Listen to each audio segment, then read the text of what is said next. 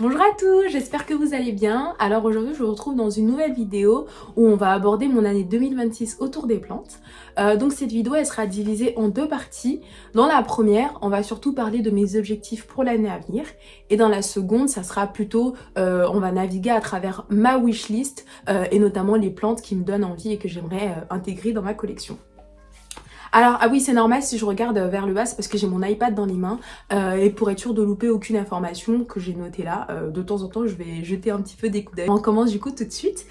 Premier objectif que j'aimerais atteindre cette année, c'est vraiment de réduire mes achats de plantes. Arriver à une période de ma passion où j'aimerais plus être une cultivatrice plutôt qu'une collectionneuse parce que là, j'ai quand même pas mal collectionné pendant des années et des années. Et là, vraiment, toutes les plantes que j'ai dans ma collection, en tout cas la plupart, c'est des plantes que j'adore et que je me verrai pas sortir de ma collection, mais j'aimerais quand même réduire mes achats parce que là en fait tout simplement je n'ai plus d'espace. Chaque recoin centimètre carré de mon appartement a été exploité à son maximum pour pouvoir y disposer des plantes et c'est quelque chose qui me plaît parce que j'adore ce côté un peu jungle où on a énormément de plantes qui sont ensemble, c'est l'esthétique qui me plaît, mais quand même faut que je réduise les achats parce qu'au bout d'un moment j'aurai plus de place et surtout déjà j'aurai plus le temps pour m'en occuper correctement. Chaque plante elle pourra pas s'épanouir correctement parce qu'elle aura pas assez d'espace et surtout comme je l'ai dit je suis arrivée à une période où j'ai plus cette envie comme au début où j'avais envie de tout avoir, tout acheter. Là aujourd'hui j'arrive à avoir des plantes, les trouver très belles que ce soit sur les réseaux ou alors chez d'autres personnes et me dire je les trouve très belles mais je les veux pas forcément chez moi, je vais juste admirer leur beauté de loin et pas forcément les intégrer chez moi parce que soit elles sont pas adaptées à mon environnement, que ce soit en termes de luminosité, de chaleur, d'humidité, ou tout simplement leur manière de pousser quand elles arrivent à maturité, c'est vraiment trop grand pour mon espace, ou au contraire leur entretien me convient pas, enfin en tout cas il peut y avoir plein de raisons pour lesquelles je vais pas intégrer des plantes dans ma collection alors que je les trouve très très belles. Donc ça je suis contente d'être arrivée à cette étape parce qu'avant c'est vrai que c'était compliqué, dès que j'avais un coup de cœur j'achetais direct et là en fait c'est plus ce que je veux. Après faut pas se mentir, hein, je vais continuer à acheter des plantes parce que de toute façon on le voit bien que dans la suite de la vidéo j'ai ma wishlist dont je vais vous parler, mais j'aimerais beaucoup réduire ces achats et notamment appliquer la méthode de une plante qui rentre, une plante qui sort. Donc si je souhaite en entrer une, bah, faut absolument que j'en sorte au moins une pour libérer de l'espace. Et puis ben voilà, maintenant on passe au deuxième objectif. Le deuxième objectif c'est vraiment d'avoir un bon suivi des nuisibles. Donc là, en ce moment, je fais n'importe quoi avec les nuisibles. Donc ça veut dire si je vois qu'il y a une attaque, je sais pas moi, de trips, d'araignées rouges, je vais faire un traitement et après je vais pas suivre parce que soit j'ai la flemme, soit j'ai pas le temps, soit je suis fatiguée ou ça peut être X ou Y raison.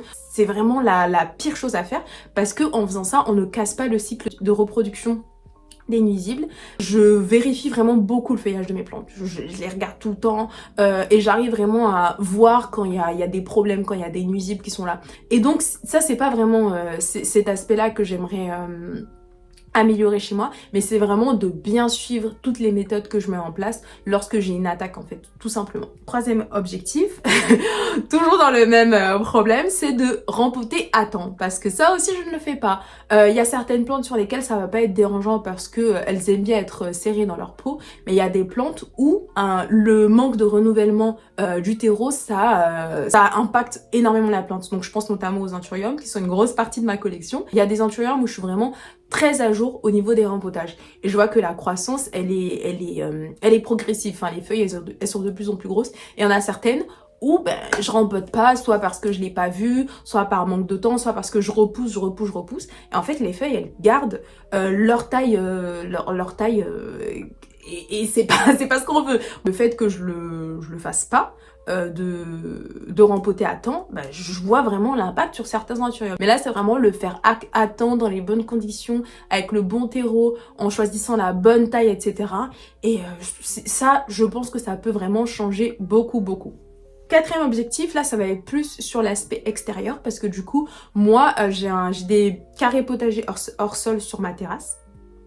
donc dans lesquels je fais souvent planter des petites choses, donc que ce soit des aromatiques, des tomates, des poivrons, ouais vraiment des petites choses, des fraises aussi, des fraises c'est vrai. Je fais pousser des petites choses et la plupart du temps je pars avec des pieds qui sont déjà vendus en magasin, donc que j'achète. Et cette année j'aimerais pouvoir faire ce projet là mais de A à Z. C'est-à-dire que je vais essayer de sélectionner mes graines auprès de très bonnes enseignes qui sont réputées pour avoir une bonne qualité de graines. Ensuite après planter les graines moi-même et bien suivre les semis jusqu'à ce qu'ils grandissent. Ensuite après mettre les semis dans des pots plus grands et puis enfin les mettre dans les carrés et puis les voir se développer. Et voilà, c'est vraiment cet objectif là, c'est de réaliser ce projet de potager urbain mais de A à Z en partant de la graine jusqu'à la récolte. Mon dernier objectif c'est vraiment de maximiser la croissance de mes plantes qui sont sur Tutor parce que du coup là cette fin d'année donc novembre-décembre 2025 j'ai acheté beaucoup de plantes à tutorer, donc que ce soit des pothos ou des monstera. Ouais, c'est dans ces deux variétés là et j'aimerais vraiment maximiser leur croissance je me dis enfin ça sera un projet sur le long terme. Je pense que je ferai une vidéo là-dessus pour qu'on voit la croissance et puis même moi ça va m'obliger à tout mettre en œuvre pour maximiser leur croissance. Et c'est ça aussi qui est bien dans le fait d'avoir une chaîne YouTube. Bon après moi là ça fait pas longtemps que je l'ai pour le coup, mais c'est que quand tu parles d'objectifs ou quand tu abordes des sujets, en fait tu te sens obligé de vraiment mettre en place les choses correctement, parce qu'après si tu dois dire aux gens bah écoutez en fait j'ai fait n'importe quoi, du coup ça a pas fonctionné, c'est pas fou. Et donc j'aimerais vraiment essayer de tout mettre en œuvre, que ce soit au niveau de leur donner du bon engraissage, les mettre dans des endroits stratégiques où elles vont recevoir la luminosité dont elles ont besoin, bien être à jour aussi sur le fait d'étendre les tuteurs. En fait vraiment essayer de tout mettre en place pour que à la fin de l'année, en fait elles soient, je sois hyper choquée par la croissance qu'elles ont eue. Donc là je pense que c'est tout pour mes objectifs. Maintenant on va passer à la wishlist. Donc première plante que je vois sur ma wishlist, c'est, désolée aussi pour les prononciations parce que des fois c'est un peu compliqué à prononcer et surtout des fois je sais juste pas comment ça se prononce, donc je suis désolée par avance si je le prononce hyper mal. Alors première plante de ma wishlist, c'est Lupersia tetrastica. Alors ça c'est un Lupersia qui est cascadant comme cet Lupersia là, enfin c'est pas le même mais en tout cas c'est de la même famille que cette plante qui est ici là. Et moi j'adore les plantes cascadantes, je pense que vous pouvez le voir par mon décor. Et cet Lupersia là, il forme des tiges un petit peu et les bords, ils sont un peu relevés. Ça forme comme des épines. De toute façon, je vous mettrai une photo pour que ce soit plus parlant, un petit peu ce que j'essaie d'expliquer. Bon, en tout cas, on a des tiges qui sont retombantes et autour des tiges, on a des sortes de pics qui sont légèrement relevés et les tiges, elles sont hyper fines et moi, j'adore. Il est dans une teinte un peu... c'est pas un vert foncé, c'est pas un vert clair, mais c'est entre les deux. Et voilà, en tout cas, c'est une des plantes cascadantes que j'aimerais acquérir et je le trouve super, super beau. Deuxième plante de ma wishlist, alors c'est le Schlumbergera variegata. Donc ça c'est un cactus de Noël, tout simplement. Je pense que vous connaissez, c'est hyper connu, mais la version variegata parce qu'elle est sublime. Lui il forme des grosses fleurs roses hyper belles et puis bon en fait il a ses variations mais c'est sublime. La version verte déjà je la trouve très très belle, surtout quand elle a ses fleurs qui se forment là, mais la version variegata c'est un délire. Mais elle, impossible de la trouver, ça fait je sais pas combien de temps je la cherche, impossible de la trouver. Pour le coup dès que je la trouve, intégrée dans ma collection parce qu'en fait je pense que vous le voyez, tout ce qui est cactus épiphyte, j'adore ça. Et encore là vous voyez même pas tout, mais les cactus épiphytes c'est vraiment ma passion, j'aime trop, je trouve ça très très beau. Ensuite là on sort de la catégorie des plantes cascadantes, passer dans la catégorie des plantes à un peu feuillage sombre et gothique, vous allez comprendre ce que j'entends par là. Donc on a tout d'abord le Lea amabilis, donc lui c'est, je sais pas trop c'est quoi comme famille de plantes. Il a un feuillage hyper foncé, très très beau, il a des veines centrales, elles sont un peu roses quand elles viennent de sortir et après elles partent un petit peu plus vers l'argenté. Le bout des feuilles c'est un peu dentelé, enfin en tout cas c'est un spécimen très très beau. Je sais pas quoi dire de plus, et lui j'ai déjà essayé plusieurs fois de l'avoir. Donc j'ai d'abord acheté des graines sur le site Homszaden, je crois que ça se prononce comme ça. Et à chaque fois c'est mort au bout de pas au bout de 2 semaines. Et après j'avais fait une importation depuis l'Indonésie, si je dis pas de bêtises, ou alors depuis l'Asie, pour être sûre je vais vous dire d'Asie, mais je crois que ça venait d'Indonésie et ça a pas vraiment très bien vécu le voyage. Donc lui je préférais l'acheter en magasin, comme ça au moins on est sûr que l'acclimatation ça sera moins compliqué que si je l'achète en ligne. Et surtout à une taille déjà un peu plus grande, pas sous format de graines, ça sera peut-être plus simple de l'acclimater. Toujours cet aspect un peu gothique, hyper foncé, c'est le Bégonia lubercia. Lui, je le trouve très très beau. Alors, le feuillage de cette plante, il évolue avec la maturité. Enfin, en tout cas, pas la forme, mais plus la couleur. Quand il est petit, il a des points argentés sur son feuillage. Et quand il grandit, en fait, il devient tout noir, en fait. Enfin, vert foncé. Il a plus du tout ses points et il est tellement beau. Et la forme, elle est très graphique, un peu pointu et très gothique. Je sais pas comment l'expliquer, mais moi en tout cas c'est un look que j'adore chez des plantes. Donc une forme très graphique, un feuillage hyper foncé, profond, etc. Ça fait limite mystique, limite comme si c'est pas quelque chose qui existait vraiment, tellement la couleur est belle et la forme elle est particulière. Maintenant on va passer aux Hoya. Alors il y a des Hoya où elles me plaisent surtout pour leur feuillage et il y en a où c'est plus pour leurs fleurs. Donc on va commencer par celles qui me plaisent pour leurs fleurs. On a le Hoya campanulata. Alors lui il a un feuillage classique en soi, c'est pas ce qui attire le plus les gens, c'est vraiment la fleur. Alors il forme des fleurs qui sont en forme un peu de corolle, je sais pas comment expliquer, en forme un peu de cloche. Elles sont un peu blanches, roses, nacrées, la couleur elle est vraiment sublime. On a un petit bouton au milieu, on a vraiment un côté très nacré, comme une perle un peu autour de la corolle. Et en fait c'est plusieurs corolles qui sont toutes assemblées. Et vraiment la fleur 10 sur 10 quoi, trop belle. Ensuite maintenant on passe à l'Hoya paradisea. Pareil, lui, sa fleur, elle me plaît énormément. Lui, c'est pas vraiment une corolle. Donc là, c'est une corolle, mais qui n'est pas ronde. Le bout des fleurs, il est un petit peu pointu et il est un petit peu poilu, etc. Et trop beau. Pareil, on a cette couleur nacrée entre le blanc et le rose, très nacré. Enfin, ça dépend du paradisea, mais généralement, c'est hyper nacré. Ensuite, autre Hoya qui me plaît, c'est le Medinilifolia. Hyper compliqué à prononcer. Et lui, il me plaît à la fois pour son feuillage et sa fleur. En fait il a un feuillage assez classique, c'est un feuillage vert un peu gaufré que je trouve très beau. J'aime bien quand il pousse vraiment avec un port retombant comme ça. D'ailleurs il me rappelle aussi en termes de feuillage, je trouve que c'est exactement le même que le Decipulae. Attendez, je vais vous montrer. Je trouve qu'il a vraiment le même feuillage que celui-là, mais la fleur n'est pas du tout la même. Et donc ce type de feuillage, j'adore, je trouve ça super beau. Mais vu que j'ai déjà une autre qui ressemble exactement à ça, lui pour le coup c'est plus pour la fleur qui me plaît. Donc il forme des fleurs un peu, je ne saurais pas comment expliquer, mais c'est plus la couleur des fleurs. C'est un peu violet avec des petits points, etc. C'est entre le violet et le blanc. Et on a les fleurs, ça forme des petites pointes comme ça. La couleur elle est trop belle. C'est un violet particulier. On a des endroits où il y a des petits points et on a toujours ce côté un peu nacré aussi. Ensuite, dernier Hoya de ma wishlist, c'est le Scortecini. Lui pour le coup c'est plus pour le feuillage et le feuillage avec des conditions particulières.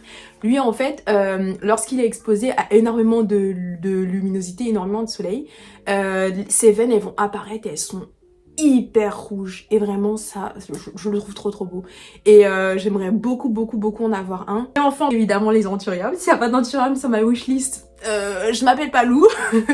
Tout d'abord l'anthurium rotundistigmatum. Donc lui c'est un anthurium assez classique.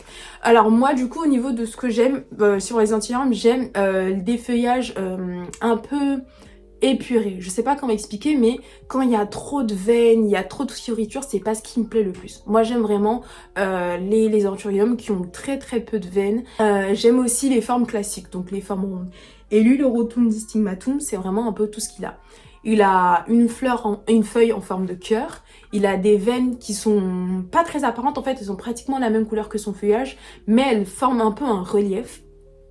Et il est touché velours. Il est pas très foncé, mais je le trouve très beau. Donc en fait là, c'est vraiment un anthurium classique. Mais en fait, je trouve qu'il ressemble à beaucoup d'anthurium, mais en même temps, c'est un peu la version fancy d'un anthurium classique. Je sais pas trop comment expliquer, mais je pense que vous allez comprendre ce que j'entends par là avec la petite photo de présentation.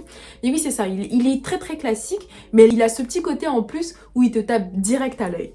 Et vraiment, je l'aime trop, je le trouve super beau. Là, je suis en train de le regarder, je me dis, maman, j'aimerais trop l'intégrer dans ma collection. Ensuite, deuxième anthurium, c'est le Rotolantei. Lui, il n'a pas vraiment une forme de cœur. Enfin, en tout cas, ça dépend, je pense, du stade de sa maturité. Mais moi, pratiquement toutes celles que j'ai vues, elles ont un feuillage très très allongé. C'est gaufré, on a toujours ce côté velours.